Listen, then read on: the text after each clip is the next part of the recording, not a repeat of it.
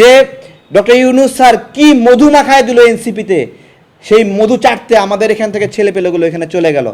ছাত্র অধিকার পরিষদ থেকে, গণ অধিকার পরিষদ থেকে, আম জনতা দল থেকে যত আন্দোলনকারী এনসিপিতে যুক্ত হয়ে গেছে প্রত্যেকটা চাঁদাবাজির কারণে এখান থেকে চলে গেছে।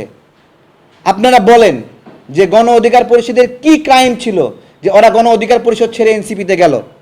আম জনতা দলের কি ক্রাইম ছিল? আমরা কি ভুল করেছি? আমরা কি অন্যায় করছি যে আমাদের এখান থেকে ছেলেপেলেগুলো এনসিপিতে যুক্ত হলো? আমাদের অন্যায়টা আমাদেরকে দেখাই দিতে হবে ভাই, আমাদের খোটা দেওয়ার আগে। আমরা লোভ করছি না, আমরা বঞ্চিত হয়ে এই কথাগুলো বলছি না, আমরা আমাদের আক্ষেপের কথা বলছি যে মাঝে মাঝে কষ্ট লাগে, আবার মাঝে মাঝে শুকরিয়া আদায় করি। আমি নুরুল হক নূর ভাইয়ের সাথে কথা বলি, রাশেদ ভাইয়ের কথা বলি, আমরা একসাথে আলোচনা করি। মাঝে মাঝে কষ্ট হয়, আবার মাঝে মাঝে বলি থাক লোভী চোর ছাচ্চরগুলো চলে গেছে, আমরা বাইচে গেছি। এই হলো অবস্থা ভাইরা। কত বড় এদের হিম্মত দেখেন, এরা বলে যে আমি এখনো গ্রেপ্তার হই নাই, আমি চাঁদাবাজি করি নাই।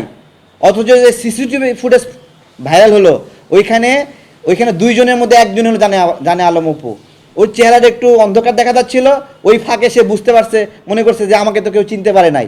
কিন্তু জানে আলম অপু আগে ছাত্র অধিকার পরিষদের ছিল, আমরা তো চিনি রে।